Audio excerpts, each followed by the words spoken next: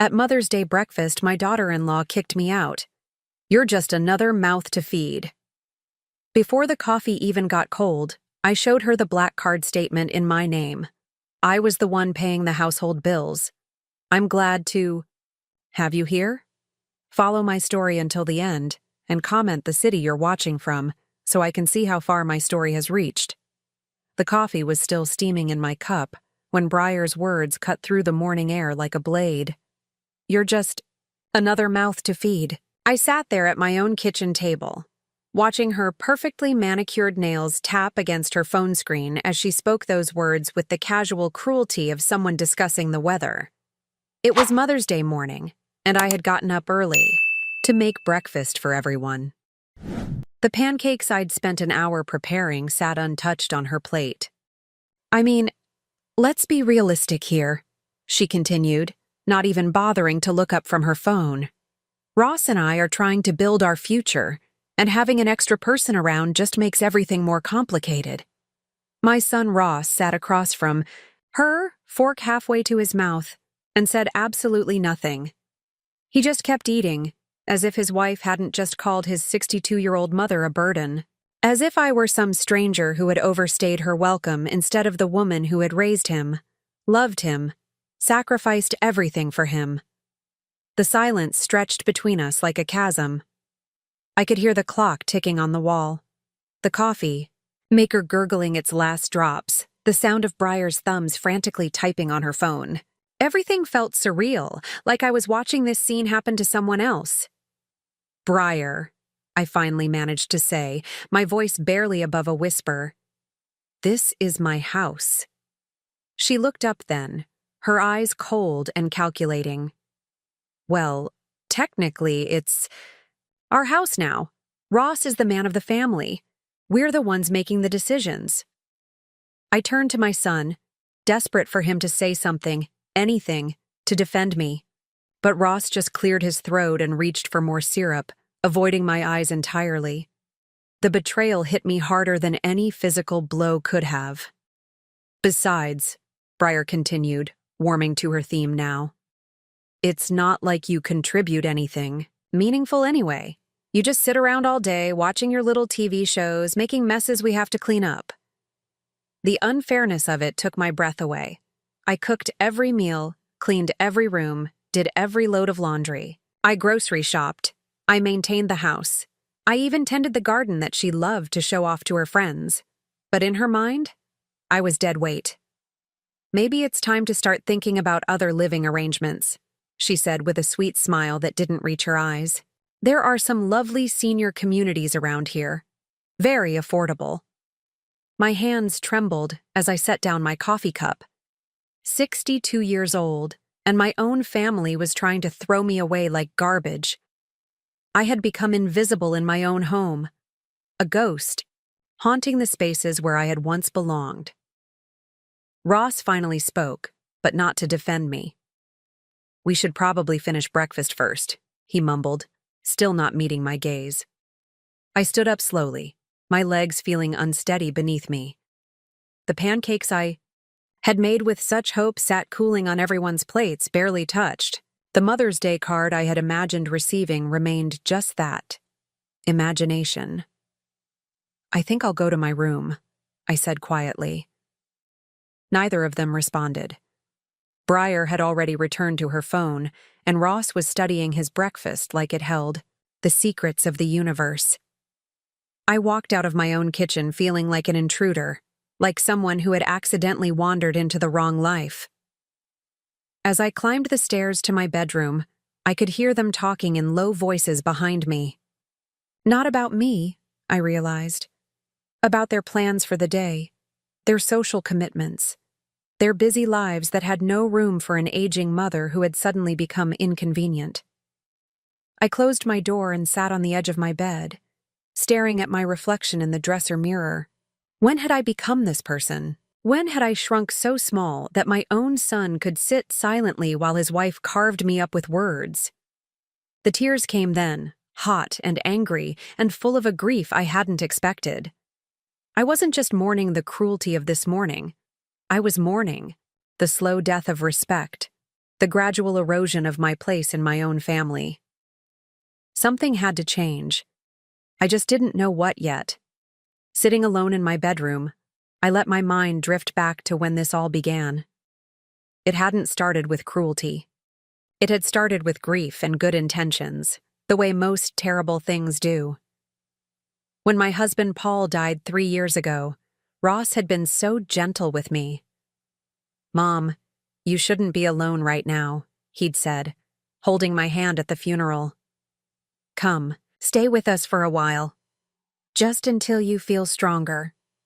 Briar had smiled and nodded, though even then I caught something cold in her eyes. "Of course, Belinda. Family takes care of family." The while had stretched into months, then years. Somewhere along the way, I stopped being a temporary guest who needed comfort and became a permanent fixture that nobody quite knew what to do with. The changes were so gradual I barely noticed them at first. Briar would make little comments about my cooking being too heavy for their tastes, so I started preparing lighter meals.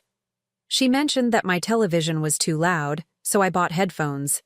She complained that my clothes took up too much space in the laundry, so I started doing my own loads separately, late at night when I wouldn't be in anyone's way. Each accommodation felt reasonable in isolation.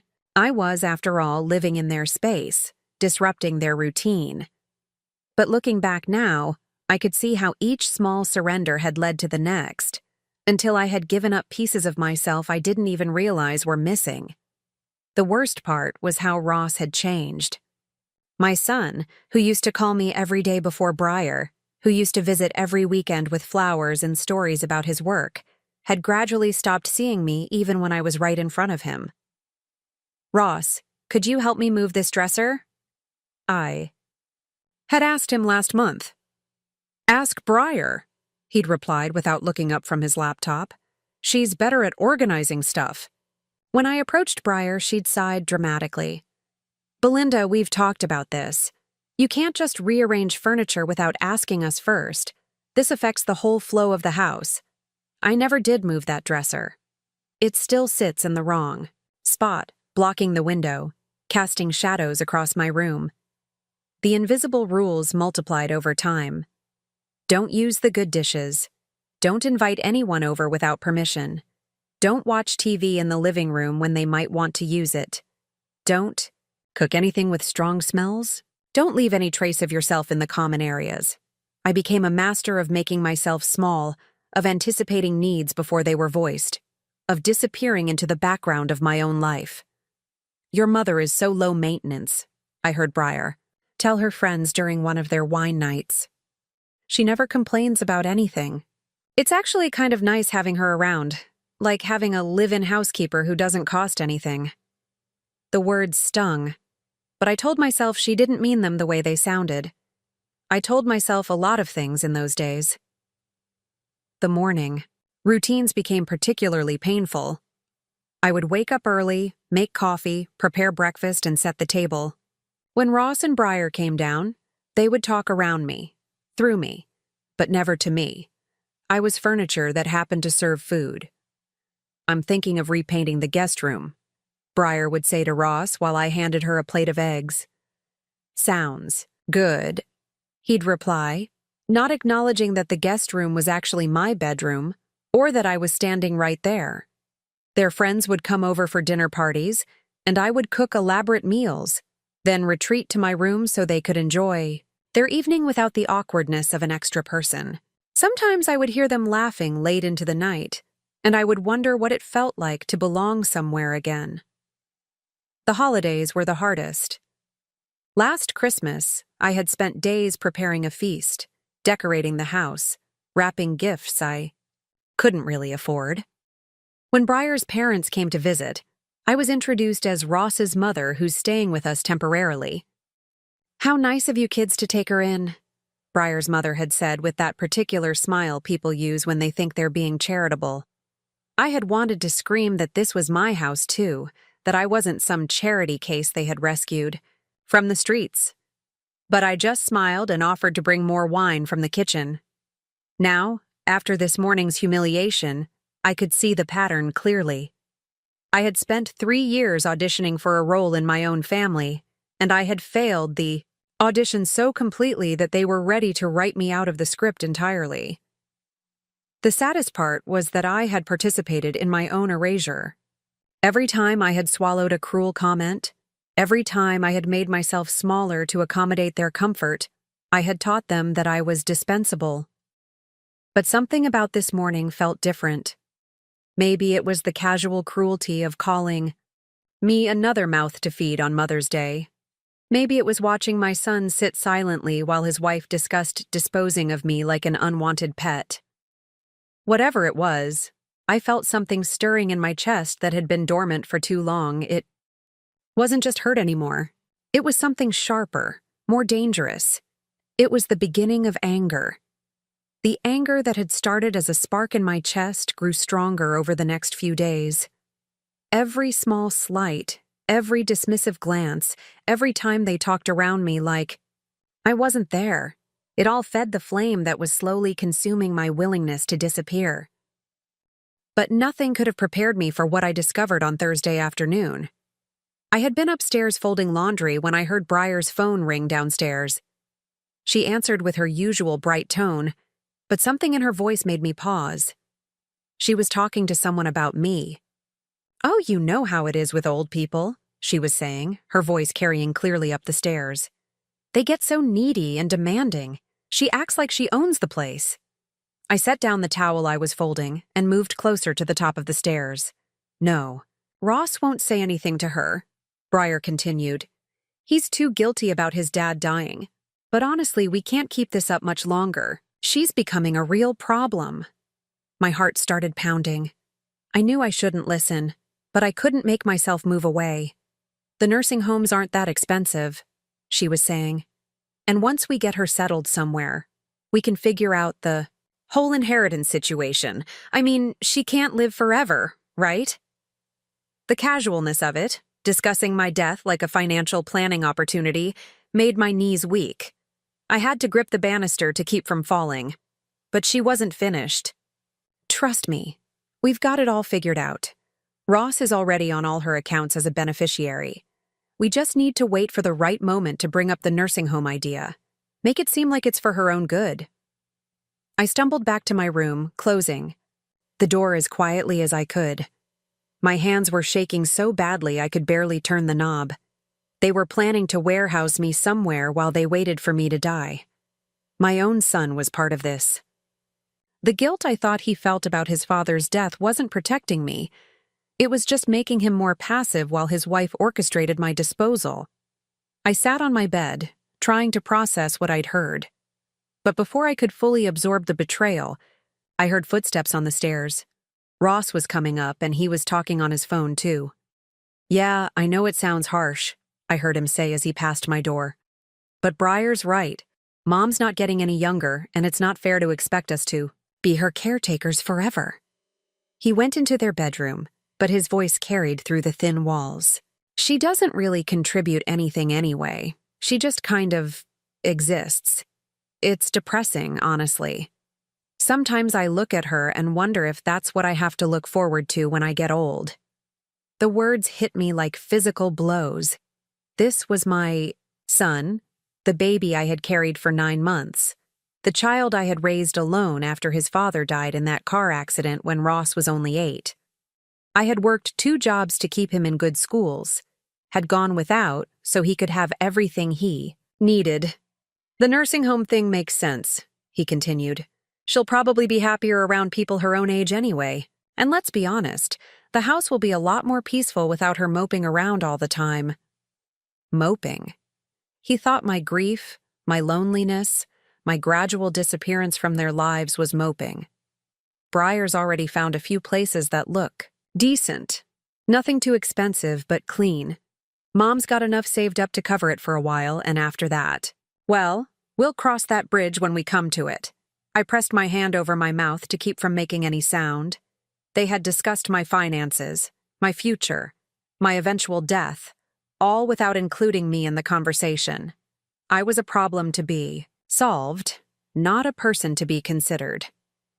The worst part was hearing Ross's voice, so matter-of-fact about discarding me.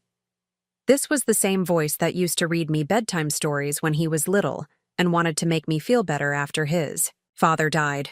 The same voice that had promised to always take care of me. "Yeah, I think we'll bring it up next week," he was saying. "Make it seem spontaneous, like we just want what's best for her. She'll probably resist at first, but she doesn't really have a choice." I didn't have a choice. In their minds, I was already powerless, already defeated.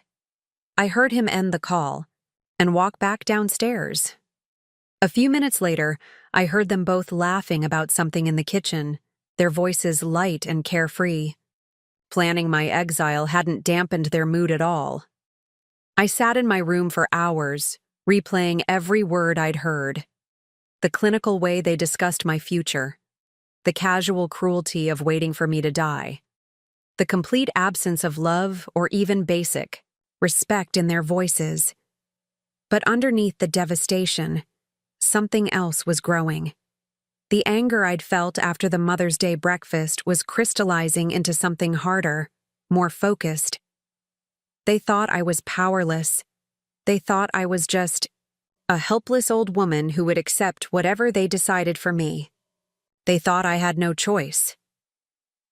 They were about to learn how wrong they were. For the first time in 3 years, I wasn't thinking about how to make myself smaller or how to avoid conflict. I was thinking about how I had gotten here, what I had allowed them to take from me, and what I still had left to fight with. They wanted to treat me like I was already dead, but I had never felt more alive. The confrontation came sooner than I expected.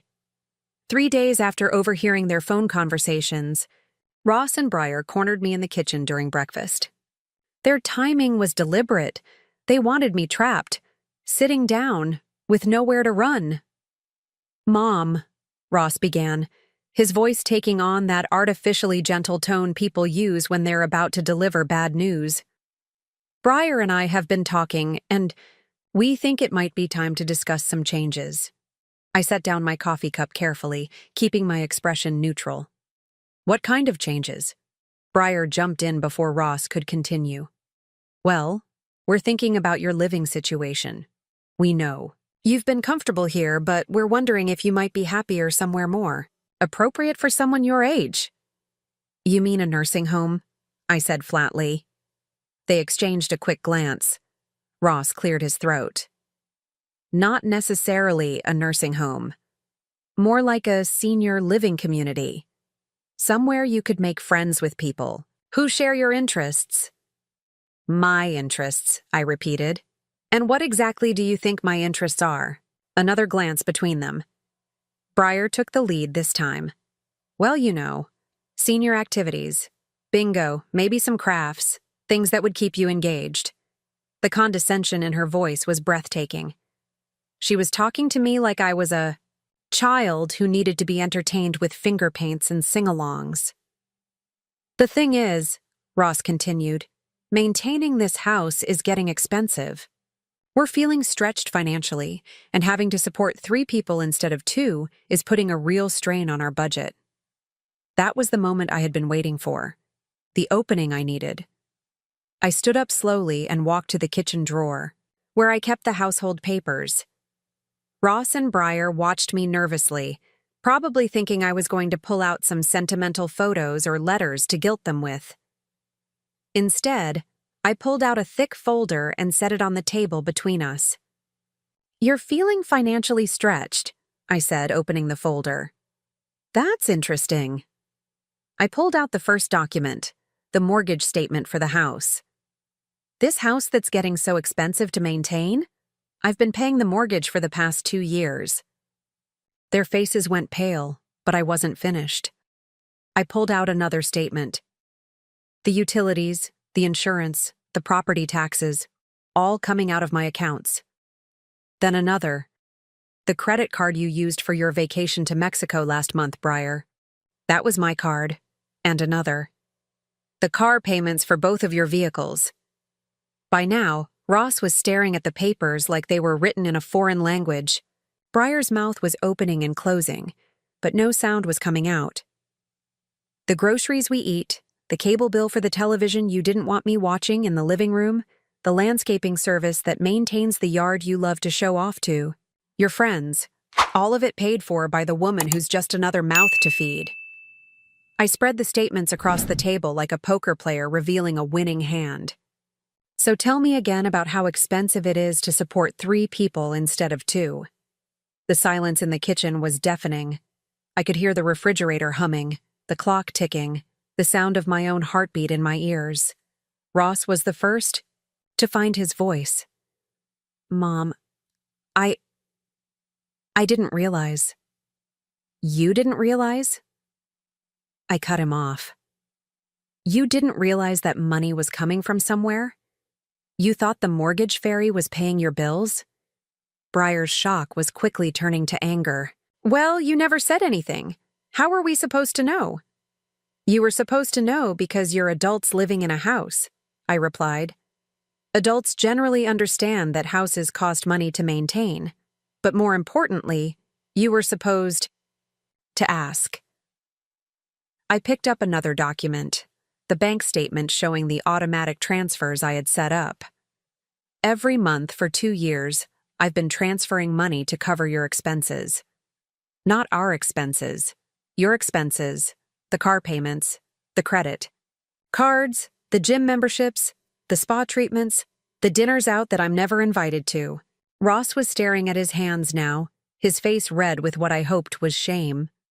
Mom, if you were having trouble with the costs, you should have said something.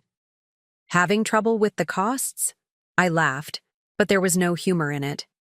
Ross, I'm not having trouble with the costs. I'm having trouble with being treated like garbage by the people whose lives I'm financing. Briar's face was cycling through emotions, shock, embarrassment, and now a cold calculation that I recognized all too well. Well, she said slowly, we appreciate everything you've done, but that doesn't mean you get to hold it over our heads forever. We never asked you to pay for everything. You're right, I said, sitting back down. You never asked. You just took. And when I became inconvenient, you started planning to throw me away. Ross looked up sharply. What do you mean? I met his eyes directly. I heard your phone conversations, both of you, discussing nursing homes, discussing my finances, discussing how long you'd have to wait before you could access my inheritance.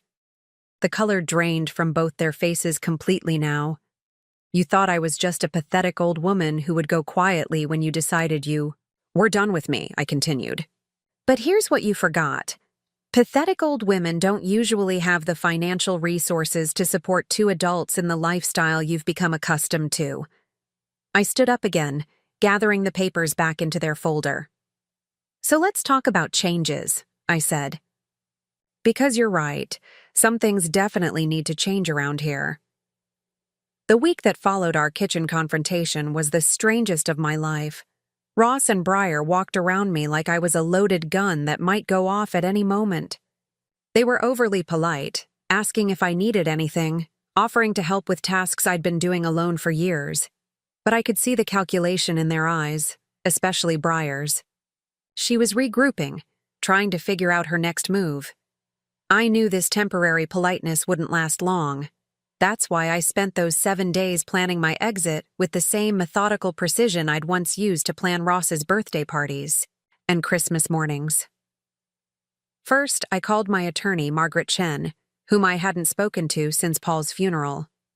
Belinda, she said warmly, how are you holding up? I need to make some changes to my financial arrangements, I told her. And I need to do it quietly. Margaret didn't ask questions, which is why I'd always liked her. Within 3 days, I had a new bank account that Ross knew nothing about. Within a week, I had transferred most of my assets to accounts he couldn't access. The house was trickier. It was in my name, but Ross lived there. I couldn't just throw him out. He was still my son despite everything. But I could make some adjustments to the financial arrangements.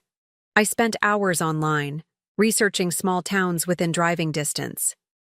I wanted somewhere quiet, somewhere I could start over without the weight of their expectations crushing me. I found a little house for rent in Millbrook, 2 hours north. It had a garden and a front porch, and the rent was less than what I'd been spending on Ross and Breyer's credit card bills each month. The hardest part was canceling the automatic transfers. Every month for 2 years, I had watched money flow out of my account to cover their expenses. Canceling those transfers felt like cutting an umbilical cord. I was sitting at my computer when Breyer knocked on my bedroom door. "Belinda, can we talk?" I minimized the banking window and turned to face her. She was wearing her sweetest smile, the one that usually preceded a request for money or a favor. "I just wanted to say how much Ross and I appreciate everything you've done for us," she began. "We know we haven't always been perfect, but we're family, and family should support each other." I nodded, waiting for the real message.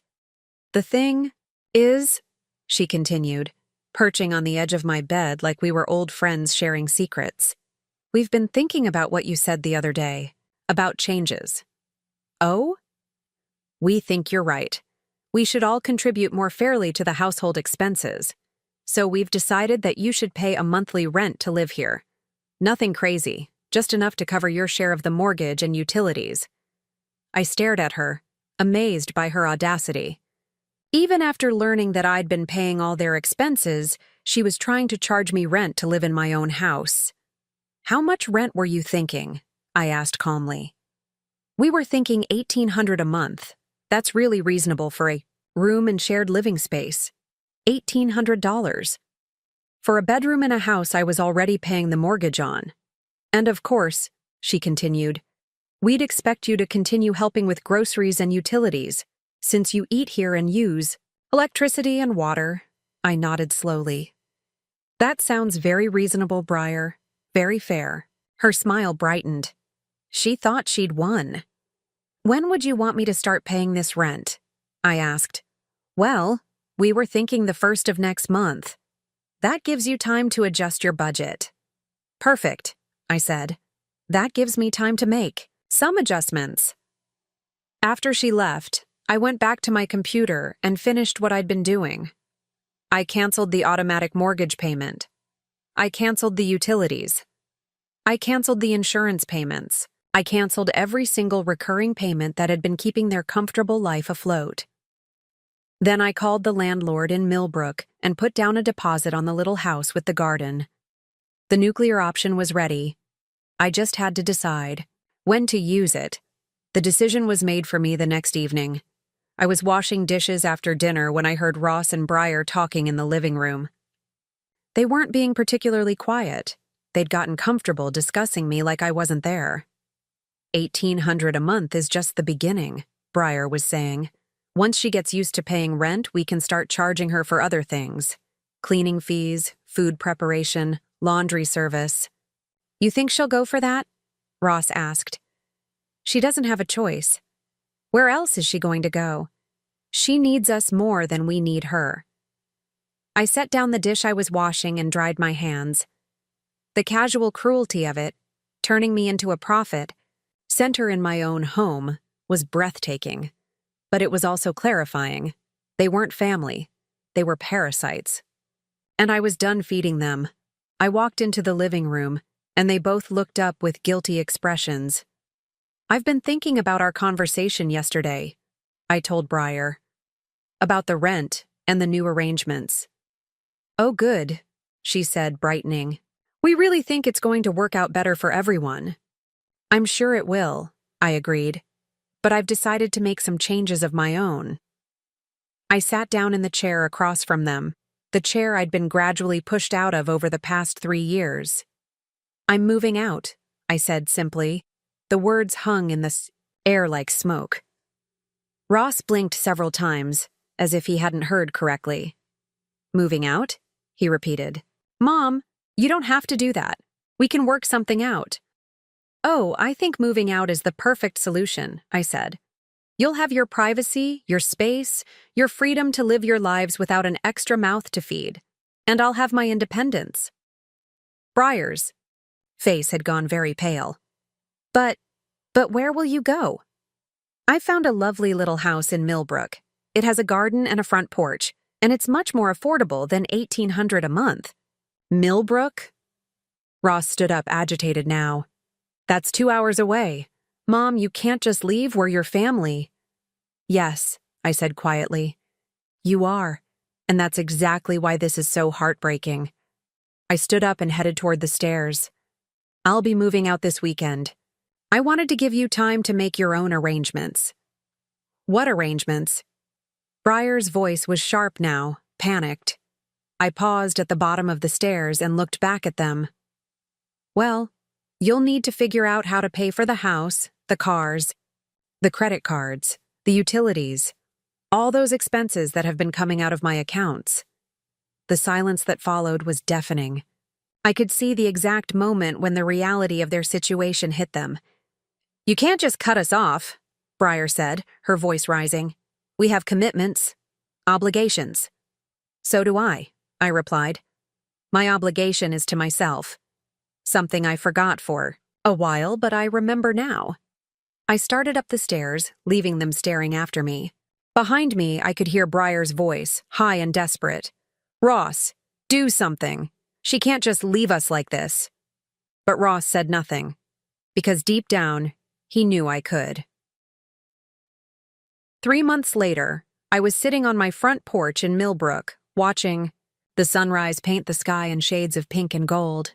My garden was thriving, tomatoes heavy on the vine, sunflowers reaching toward the light, herbs scenting the morning air with their fragrance. I had never been happier. The little house had become more than just a refuge. It had become a revelation. I woke up when I wanted to wake up. I ate what I wanted to eat. I watched television in my own living room without asking permission. I had rediscovered the woman I used to be before I became invisible. My phone rang, interrupting my morning peace. Ross's name appeared on the screen. He'd been calling regularly for the past month, but our conversations had been strained, careful. Today felt different somehow. Hi, Mom, he said when I answered. His voice was quiet, almost hesitant. Hello, Ross. How are you? I've been better. He paused, and I could hear him taking a deep breath. Mom, I need to tell you something. Briar and I are getting divorced. I wasn't surprised. Without my financial support, their marriage had cracked like a dam under pressure. But hearing it still made my heart ache for the pain in my son's voice. I'm sorry to hear that, I said, and I meant it. She left last month. Said she couldn't handle the financial stress, that I wasn't the man she thought she married. His laugh was bitter. Turns out she was right about that last part. I waited, letting him find his words. I lost the house, Mom. Had to sell it to pay off the debts. I'm renting a small apartment now, working 2 jobs just to make ends meet. Part of me wanted to rush in with comfort, with offers of help, with all the maternal instincts that had gotten me into trouble before. But I had learned to sit with discomfort, both mine and others. That must be very difficult, I said. It is. But you know what's worse? I deserved it. All of it. His voice cracked. I let her treat you like garbage, and I treated you like garbage myself. I don't even know how to apologize for that. I closed my eyes, feeling tears threaten. This was the son I remembered, the boy with the conscience, the young man who used to call me his hero. Ross? No, let me finish, please. He was crying now. I could hear it. I've had 3 months to think about what I did, what I allowed to happen. I threw away the most important person in my life for someone who never loved me at all. And the worst part is, you tried to show me love every single day, and I was too selfish and weak to see it. I stood up and walked to the porch railing, gripping it with my free hand. The anger I had carried for so long was still there, but underneath, it was something else. Grief for the time we had lost, for the relationship that had been damaged, for the pain we had both endured. I know I don't deserve forgiveness, he continued. I know I have no right to ask, but I need you to know that I see it now. I see everything I took from you, everything I let her take from you. and I hate myself for it. I thought about the woman I had been 3 months ago, small and invisible, accepting cruelty as the price of belonging. Then I thought about the woman I was now, strong enough to live alone, brave enough to start over, wise enough to know the difference between forgiveness and foolishness. "Ross," I said softly, "do you remember when you were 8 years old and your father had just died?" "Yes," he whispered. "You were so angry. At God, at me, at the world. You told me you hated everyone and everything, that you wished you could die too. I remember." "And do you remember what I told you?" He was quiet for a moment. "You said that hate was too heavy a burden for a little boy to carry. That forgiveness didn't mean forgetting, but it meant choosing not to let the hurt poison everything. Good that was left."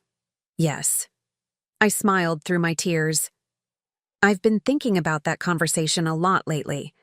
I sat back down in my rocking chair, the one I'd bought with my first month's worth of money that stayed in my own account. "Ross, I forgive you. Not because you deserve it, but because God has forgiven me for so many things I didn't deserve. And because carrying this anger is too heavy a burden for an old woman like me." His sob of relief was audible through the phone. "But," I continued, and my voice was firm now, "forgiveness doesn't mean forgetting, and it doesn't mean going back to the way things were. I understand. Do you? Because I need you to really understand this, Ross. I love you. You are my son, and that will never change. But I will never again allow myself to be treated as less than a person by anyone, including you. I wouldn't expect you to. I don't want you to. If you want a relationship with me, it will be on equal ground. I won't be your financial safety net, your backup plan, or your caretaker. I'll be your mother, but I'll also be my own person with my own life and my own boundaries." "Yes," he said quickly. "Yes, that's what I want too." "Good. Then you can start by visiting me here, in my home, as my guest. We can have dinner and talk like adults. We can rebuild what was broken, but we'll build it stronger this time." "I'd like that more than anything," he said. "I'd like that so much." After we hung up, I sat on my porch for a long time, watching the day unfold. Forgiveness, I realized, wasn't about absolving someone else of their guilt. It was about freeing yourself from the prison of resentment. I still had boundaries. I still had standards. I still had self-respect. But I also had my son back, and he had his mother back. Not the diminished, invisible woman he had taken for granted, but the whole person I had always been underneath. As I rocked gently in my chair, surrounded by the garden I had planted with my own hands, I felt something I hadn't experienced in years: complete peace. I was 62 years old, and for the first time in decades I was exactly where I belonged. Right here, in my own life, on my own terms. Now I'm curious about you who listened to my story. What would you do if you were in my place? Have you ever been through something similar? Comment below, and meanwhile, I'm leaving on the final screen 2 other stories that are channel favorites, and they will definitely surprise you. Thank you for watching until here.